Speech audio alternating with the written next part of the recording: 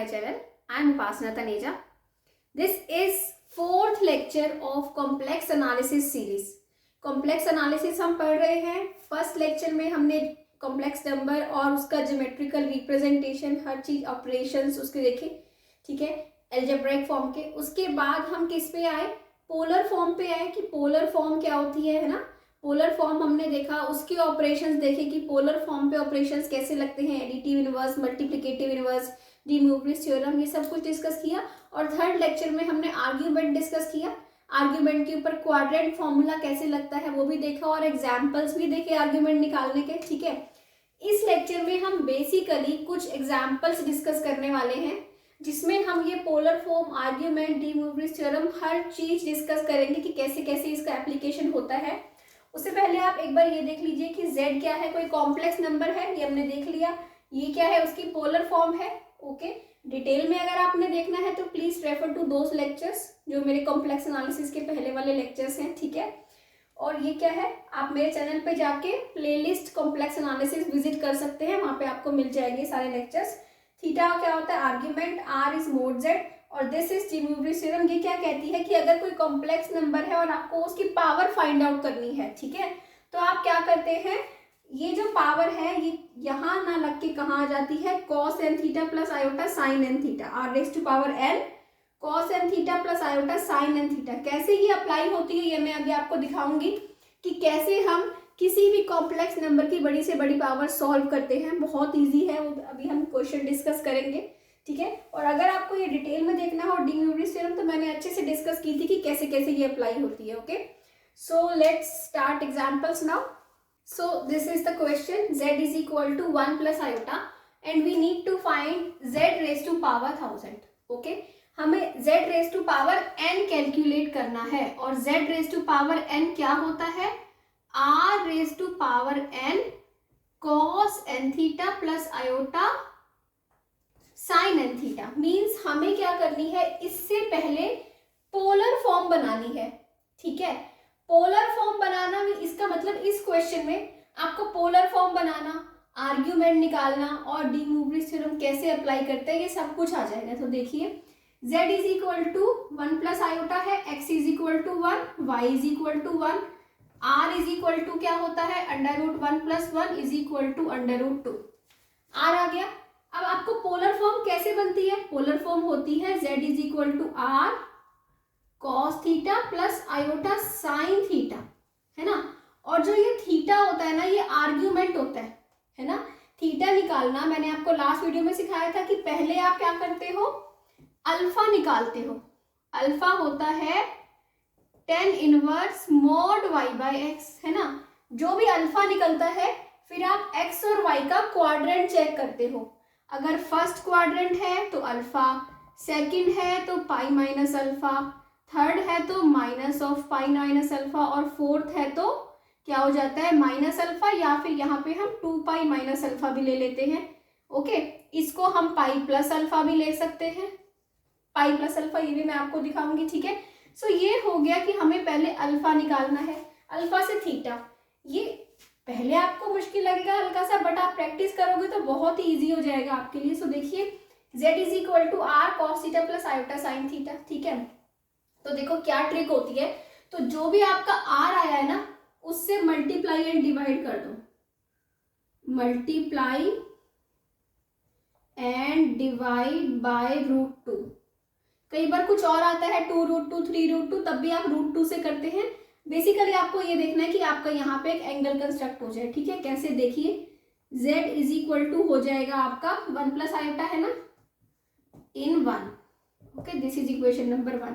z is equal to क्या हो जाएगा, under root 2 1 by root 2 plus iota into 1 by root 2. Okay, अब आपको पता है ये क्या है, 1 बाय रूट 2, ये क्या है, 1 बाय रूट 2. अब हमें थीटा देखना है, थीटा क्या होगा, ठीक है, क्योंकि ये फर्स्ट क्वाड्रेंट ही है तो x भी पॉजिटिव है, y भी पॉजिटिव है ना. So theta is equal to क्या हो जाएगा, अल्फा थीटा के इक्वल ही होगा. अल्फा क्या होगा, ये क्या है, कॉस थीटा, y अल्फा क्या होता है, tan inverse y by x, है ना. tan इनवर्स 1 मतलब अल्फा हो गया पाई बाय 4, क्योंकि ये फर्स्ट क्वाड्रेंट है ना, दोनों पॉजिटिव है मतलब फर्स्ट क्वाड्रेंट है। सो थीटा भी क्या हो जाएगा, π/4 हो जाएगा, है ना। सो ये क्या हो गया, √2 cos π/4 प्लस आयोटा साइन π/4। देखो आपने आर्ग्यूमेंट भी निकाला, आर्ग्यूमेंट से पोलर फॉर्म निकाली, अब हमारी पोलर फॉर्म आ चुकी है। पोलर फॉर्म निकालने के बाद आपको क्या करना है, z⁻n क्या होता है, z⁻1000 निकालना है, ये होता है r⁻n, है ना। और cos n थीटा मतलब जो ये 1000 है यहाँ मल्टीप्लाई हो जाएगा π/4 × 1000, है ना, प्लस आयोटा यहाँ पे कर दे साइन π/4 × 1000। ओके, सो आपको मिला, ये मिला 2⁵500 cos 250π प्लस आयोटा साइन 250π, यही मिला ना। सो 2⁵500, अब cos 250π क्या होता है, cos π -1, cos 2π 1, है ना, ऐसे ही cos 4π 1, तो ये होता है 1। ओके, और ये साइन पाई वाले सारे क्या होते हैं, 0, है ना, साइन π/2π, तो ये क्या मिल गया आपको, 2⁵500 is the answer. So z = अगर 1 प्लस आयोटा है तो हमने z⁻1000 कैसे निकाला, इसको पोलर फॉर्म में कन्वर्ट करके।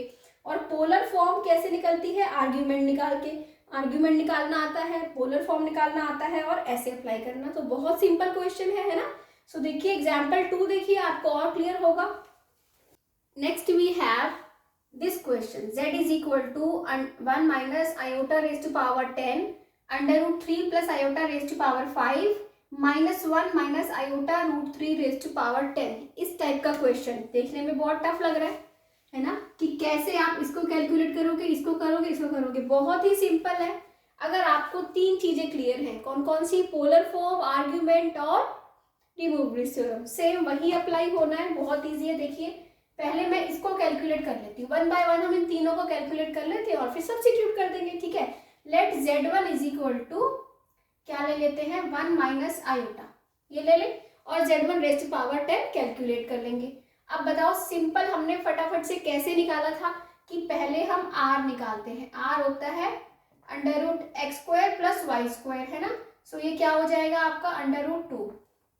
पोलर फॉर्म कैसे निकलती है आपकी, मल्टीप्लाई एंड, यहाँ पे मैं सब कुछ लिख रही हूँ और नेक्स्ट वालों में हम फटाफट से कर देंगे, ठीक है। मल्टीप्लाई एंड डिवाइड बाय √2 अगर हम कर दें तो z1 = क्या हो जाएगा, √2 1/√2 - आयोटा बाय √2, ठीक है। अब हमने अभी लास्ट क्वेश्चन देखा था, उसमें हमने क्या देखा था, ये दोनों पॉजिटिव थे, तो कौन सा क्वाड्रेंट था, फर्स्ट क्वाड्रेंट था। ऑल पॉजिटिव होते हैं यहाँ पे, है ना। सो एक्स भी सॉरी, ये हम साइन थीटा नहीं देख रहे यहाँ पे, एक्स पॉजिटिव वाई पॉजिटिव, यहाँ क्या होता है, एक्स नेगेटिव वाई पॉजिटिव, यहाँ पे दोनों नेगेटिव, यहाँ पे एक्स पॉजिटिव वाई नेगेटिव, है ना, यही होता है ना। अब हमारा इसका मतलब ये 4th क्वाड्रेंट है। अगर ये 4th क्वाड्रेंट है तो अल्फा तो हमें पता है, अल्फा क्या होगा, यहाँ पे π/4 होगा, क्योंकि अल्फा होता है tan inverse mod y/mod x। mod y/mod x करोगे तो इसका मॉड लोगे तो ये पॉजिटिव हो जाएगा। देख ले, निकाल के दिखा दे, tan इनवर्स mod y/x मतलब mod y/x मतलब tan इनवर्स ऑफ 1 आ जाएगा, क्योंकि -1/√2 +1/√2 बन जाएगा मॉड के अंदर, अपॉन 1/√2, तो क्या बचा 1, तो ये बचा π/4। तो अल्फा तो आया π/4। अब हमें निकालना है थीटा। थीटा क्या होता है, ये किस क्वाड्रेंट में लाई कर रहा है, एक्स पॉजिटिव वाई नेगेटिव, किस में है, 4th क्वाड्रेंट में। 4th क्वाड्रेंट में थीटा होता है या तो -α या 2π - α। अब हम यहाँ पे नेगेटिव ना लेके, क्योंकि हमें पावर सॉल्व करनी है, तो हम क्या ले लेते हैं, 2π - α, 2π - π/4 क्या आ जाएगा, 7π/4। तो ये आ गया √2 cos 7π/4 प्लस आयोटा 7π/4, ठीक है। तो ये आ गई Z1 की पोलर फॉर्म। पोलर फॉर्म के बाद हम क्या करते हैं, इसको पावर 10 कर लेते हैं। पावर 10 करेंगे तो यहाँ आ जाएगा 10, ठीक है। तो क्या हो जाएगा, √2 raised to power 10 मतलब कि क्या बन गया, 2 raised to power 5 बन गया। और कॉस ऑफ, ये क्या आ गया, 2 2 4, 2 5 10, this is 35 pi by 2 plus iota sine 35 pi by 2। ठीक है, बहुत सिंपल है। सिमिलरली ऐसे ही अब हम इसका निकालेंगे और इसका निकालेंगे। ठीक है, फाइंड आउट करें इसका। इसको रब कर देते हैं अभी। ये आ गया आपका Z1। ओके, सेम अब निकालिए फटाफट से कौन सा, Z2। Z2 क्या होगा, √3 प्लस आयोटा। ठीक है, यहाँ मैं फटाफट करूं, आप देख लिए, और अगर आपको कोई डाउट आए तो कमेंट सेक्शन में बता देना। ठीक है, so this is √3 plus iota. तो आपका R क्या हो जाएगा, √3 प्लस 1 √4 मतलब कि 2 मल्टीप्लाई एंड डिवाइड बाय 2। तो आपका Z2 क्या हो जाएगा, 2 into √3 by 2 plus iota by 2। ठीक है, अब ये क्या है, दोनों पॉजिटिव है तो थीटा अल्फा के इक्वल ही है, तो वही आएगा आंसर। तो और ये किस पे, कौन सी वैल्यू है, tan इनवर्स ऑफ किस पे, कॉस जो होता है वो √3 बाय 2 होता है।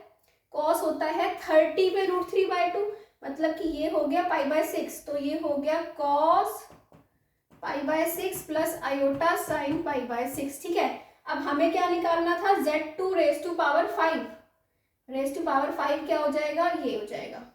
ठीक है, तो हमने ये भी निकाल लिया, ये था Z1 रेज टू पावर 10 भी निकाल लिया, और Z2 रेज टू पावर 5 भी निकाल लिया। अब नेक्स्ट हमें क्या निकालना है, यहाँ निकाल दे, Z3 is equal to -1 minus iota √3 raise to power 10 है। ठीक है, तो यहाँ पे R निकालिए फटाफट, 1 प्लस 3, R आ गया 2 आपका, तो क्या आ जाएगा आपका, Z3 is equal to multiply and divide by 2 -1 by 2 minus iota √3 by 2। ठीक है, सो यहाँ पे अल्फा क्या आएगा, अब यहाँ पे अल्फा निकालना पड़ेगा पहले। अल्फा क्या आएगा, अल्फा तो यहाँ पे क्या आएगा, ये है 1 बाय 2, तो आएगा पाई बाय 3। कॉस 1 बाय 2 होता है पाई बाय 3 पे। ठीक है, सो अल्फा तो आ गया पाई बाय 3। ओके, तो थीटा क्या होगा, कौन सा क्वाड्रेंट है, ये है, दोनों नेगेटिव है, इसका मतलब थर्ड क्वाड्रेंट है। थर्ड क्वाड्रेंट में या तो आप लोगे minus of pi minus alpha, या ले लोगे पाई प्लस अल्फा, है ना, पाई प्लस जो भी है अल्फा, पाई प्लस अल्फा। तो ये क्या ले लेते हैं हम, पाई प्लस अल्फा, तो ये हो जाएगा pi plus pi by 3, this is 4 pi by 3। Okay, तो Z3 क्या हो जाएगा आपका, Z3 हो जाएगा 2 cos 4 पाई बाय 3। पॉजिटिव लेने के लिए हम ऐसे ले लेते हैं, ओके, ताकि हमारा एंगल पॉजिटिव आ जाए। साइन 4 पाई बाय 3, पावर क्या है, 10 है, पावर ले लीजिए 10, तो ये हो जाएगा 40 बाय 3, 40 बाय 3। तो हमारे पास Z1, Z2, Z3 तीनों आ चुके हैं। अब सब कुछ रब करके हम इसकी वैल्यू यहाँ पे सब्स्टिट्यूट कर देते हैं। ठीक है, सब कुछ रब करने के बाद, ये तो नहीं, ठीक है, तो ये हो गया, जो हमें चाहिए वो हम छोड़ के, ठीक है, बाकी सब रब कर दिया हमने। इसके बाद हमारे पास Z इक्वल टू क्या होगा बताइए, Z is equal to 1 minus iota raise to power 10 क्या है, ये है 2 raise to power 5 cos 35 pi by 2 plus iota sine 35 pi by 2। ठीक है, Z2 क्या है, 2 raise to power 5 cos 5 pi by 6 plus iota sine 5 pi by 6। ठीक है, और नीचे डिनोमिनेटर में क्या है, this 2 raise to power 10 cos 40 pi by 3 plus iota sign 40 pi by 3। ठीक है, सो इस क्वेश्चन में आपको क्या क्या दिख गया, इस क्वेश्चन में आपको ये दिख गया कि पोलर फॉर्म कैसे निकालते हैं, आर्ग्यूमेंट कैसे निकालते हैं, डी मोवरीज थ्योरम कैसे निकालते हैं। ठीक है, अब इसके बाद ये तो कैंसल आउट हो जाएगा ना तीनों, क्योंकि 2 रेज टू पावर 10 बन जाएगा, नीचे भी 2 रेज टू पावर 10 है, तो ये कैंसल आउट। अब हमने देखना है ऊपर क्या बचा। इस क्वेश्चन में सारे फॉर्मूलेज अप्लाई हो गए हैं, तो देखिए अब ऊपर क्या आएगा, ये है, आप आपने दो कॉम्प्लेक्स नंबर्स को मल्टीप्लाई करना है ना। सो आपको ये पता है ये क्या बन जाएगा, जब आप इसको इससे करोगे तो क्या आएगा, कॉस ए कॉस बी, है ना, cos A plus cos B. जब आयोटा वाले को आयोटा वालों से करोगे तो क्या आएगा, minus cos A cos B minus sign A sine B, क्या होता है, cos A plus B. A plus B मतलब 35 pi by 2 plus 5 pi by 6। Okay, ये हो जाएगा cos A cos B minus sign A sine B plus iota. जब आप cos को साइन से करोगे और साइन को कॉस से करोगे तो आएगा sign A cos A sine B, या फिर sign A cos B cos A sine B, तो वो होता है साइन ए प्लस बी। ठीक है, साइन ए प्लस बी मतलब साइन 35 बाय 2 प्लस 5 पाई बाय 6। ये एंगल क्या बनेगा, यहाँ पे कैलकुलेट कर लीजिए इसको, 35 प्लस 6 2 3 जा 6 है ना, 3 5 जा 15 3 3 जा 105 पाई प्लस 5 पाई बाय 6, तो ये आपका बनेगा 110 pi by 6 and this is 55 by 3। Okay, so ये आ जाएगा, इसी को यहीं पे ही ठीक कर दें। ठीक है, this will be cos of 55 pi by 3 plus iota sign of 55 pi by 3। ये आ गया ऊपर वाले को सॉल्व करके, है ना, cos A cos B plus sign A sine B, ये वाला फॉर्मूला लग गया है ना, कॉस ए प्लस बी और साइन ए प्लस बी का। सो अब यहाँ पे आया, नीचे है cos 40 pi by 3 plus iota sign 40 pi by 3। अब ये कौन सा फॉर्मूला होता है आपको पता है, जब हमने लास्ट वीडियो में पोलर फॉर्म के ऑपरेशंस किए थे तो वहां पे हमने क्या देखा था, पोलर फॉर्म के ऑपरेशंस में कि अगर आपके पास है cos theta 1 plus iota sine theta 1 upon cos theta 2 plus iota sine theta 2, मतलब कि z1 बाय z2 का, z1 का आर्ग्यूमेंट है थीटा 1, z2 का आर्ग्यूमेंट है थीटा 2, तो z1 बाय z2 का आर्ग्यूमेंट होता है थीटा 1 माइनस थीटा 2।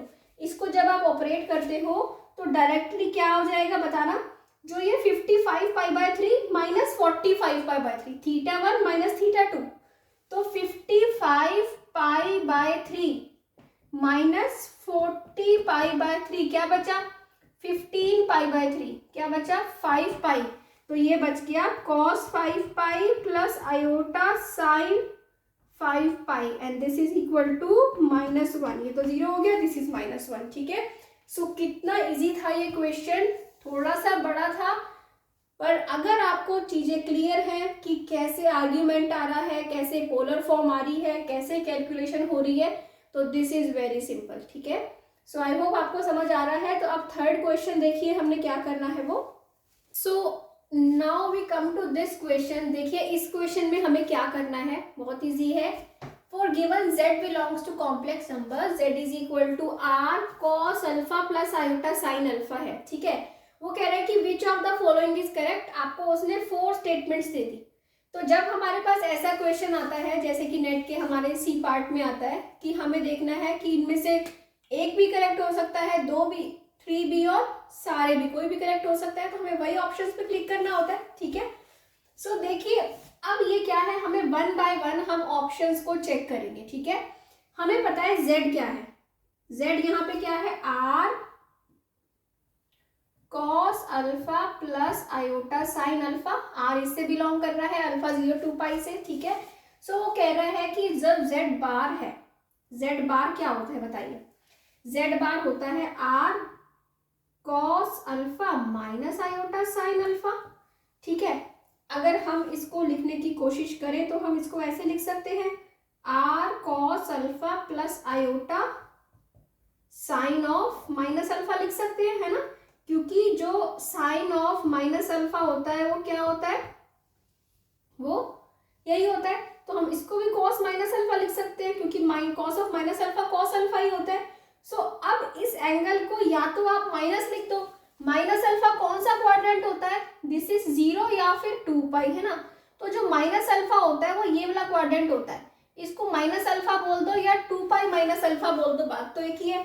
सो इसको हम और कैसे लिख सकते हैं, ऐसे लिख सकते हैं cos of 2 pi minus alpha plus iota sign of 2 pi minus alpha. ठीक है, तो ये तो यही तो दे रखा था, बीटा की जगह 2 पाई माइनस अल्फा। और अगर ऐसे निकल के ना आए तो आप क्या करिए, आप ये चीज ले लीजिए, cos of 2 pi minus alpha किसके इक्वल होता है, 2 pi minus alpha plus iota sign of 2 pi minus alpha. इस क्वाड्रेंट में क्या क्या कौन कौन होता है, यहाँ पे होते हैं ऑल पॉजिटिव, है ना, यहाँ पे साइन और कॉसेक पॉजिटिव होते हैं, यहाँ पे टेन और कॉट पॉजिटिव होते हैं, यहाँ पे कॉस और सेक पॉजिटिव होते हैं। तो इस क्वाड्रेंट में कॉस पॉजिटिव होता है, साइन नेगेटिव होता है, तब भी यही आएगा, है ना। तो आप यहाँ से उठा के चल लो या फिर यहाँ से, तो बात तो एक ही है। तो यही इसका मतलब यही आ गया जो हमें चाहिए था, that means A option is correct. जो ए ऑप्शन है इसका मतलब ये तो करेक्ट है। अब हमें जेड बार पता है कि जेड बार ये होता है, ओके। अच्छा, तो अब हम क्योंकि ये ऑप्शन सी और डी दोनों जेड बार वाले हैं, तो हम यहीं से देख लेते हैं, ठीक है। अब ये कह रहा है कि z इज इक्वल टू, अगर z बार है, ये तो करेक्ट है, okay, z is equal to z bar है, this implies and implies by z belongs to real number. ये तो बहुत ऑब्वियस है, हम पहले भी डिस्कस कर चुके हैं कि अगर कोई भी कॉम्प्लेक्स नंबर हो, वो अगर अपने कॉन्जुगेट के इक्वल है, इसका मतलब this part is zero, okay. क्या होता है, सिर्फ वो रियल पार्टी है ना, क्योंकि ये इसके इक्वल आ गया, इक्वल आ गया मतलब दिस पार्ट डजंट मैटर, क्योंकि इसका नेगेटिव ही तो होता है। अगर ये दोनों इक्वल है, इसका मतलब this was also equal to this, that means ये क्या है, जीरो। सो अगर ऐसा होता है, ये हम पहले भी रिजल्ट डिस्कस कर चुके हैं कि अगर कोई कॉम्प्लेक्स नंबर अपने कॉन्जुगेट के इक्वल होता है, तो वो कॉम्प्लेक्स नंबर क्या होता है, रियल होता है ना। ठीक है, ये तो हमने वैसे देखा, इसका मतलब सी पार्ट भी ठीक है। अब आया कि अगर z z बार के इक्वल है, तो अल्फा जो होगा वो n पाई से बिलोंग करेगा, ठीक है। अगर z z बार के इक्वल है, इसका मतलब क्या है, इसका इमेजिनरी पार्ट जीरो है ना।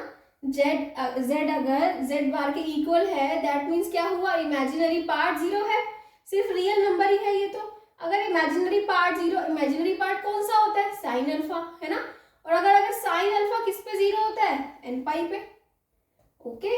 साइन अल्फा किस पे जीरो होता है, एन पाई पे। तो ये बात तो ठीक है बिल्कुल कि एन पाई पे जेड किसके इक्वल होता है, जेड बार के इक्वल होता है, अगर अल्फा एन पाई से बिलोंग करता है, तो ठीक है। तो डी पार्ट भी ठीक है, तो इसका मतलब ए बी डी पार्ट तीनों हो गए और ये तीनों ठीक है। अब हमारा आता है कि बी पार्ट क्या कह रहा है, बी कह रहा है मॉड जेड। मॉड जेड किसके इक्वल होता है, under root mod of r cos alpha plus iota sine alpha, okay. और ये क्या होता है, under root of r square cos square alpha plus sine square alpha, क्या हो जाएगा, 1 हो जाएगा। अब एक बात बताओ, क्या आ गया, आर के इक्वल आ गया। तो अब मैं अल्फा की जगह कुछ भी डाल दूं, है ना, अल्फा की जगह कुछ भी वैल्यू हो तो ये आर ही रहेगा ना हमेशा। तो यहाँ पे क्या कह रहा है, मॉड ऑफ आर दिस, ठीक है, ये है। वो कह रहा है अल्फा है, गामा है अल्फा प्लस 2n पाई, तो अल्फा की जगह कुछ भी वैल्यू आ जाए, ये हमेशा वैल्यू क्या रहेगी, आर ही तो रहेगी। मॉड जेड हमेशा इसी के इक्वल रहेगा, और ये सॉल्व होके गामा भी हो तब भी ये क्या आएगा, आर ही आएगा, ठीक है। तो इसका मतलब ये पार्ट भी ठीक है, इस क्वेश्चन के चारों पार्ट्स, चारों ऑप्शंस ठीक है, ओके। सो ऐसे करके हम 1 बाय 1 ऑप्शंस चेक कर लेते हैं। सो अब इन वीडियोस में हमने सारा अच्छे से डिस्कस कर लिया है ना कि क्या क्या है। इसके बाद हम आते हैं, एक आध एग्जाम्पल्स और करेंगे। सो आई होप आपको आज की वीडियो अच्छी लगी है। अगर आपको अच्छा लगा हो तो प्लीज़ चैनल को सब्सक्राइब जरूर कीजिए।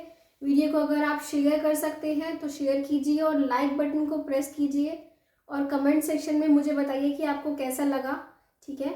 इसके बाद एक बहुत इंपॉर्टेंट क्वेश्चन है, जो हमें पोलर रिप्रेजेंटेशन देखनी है एक क्वेश्चन की।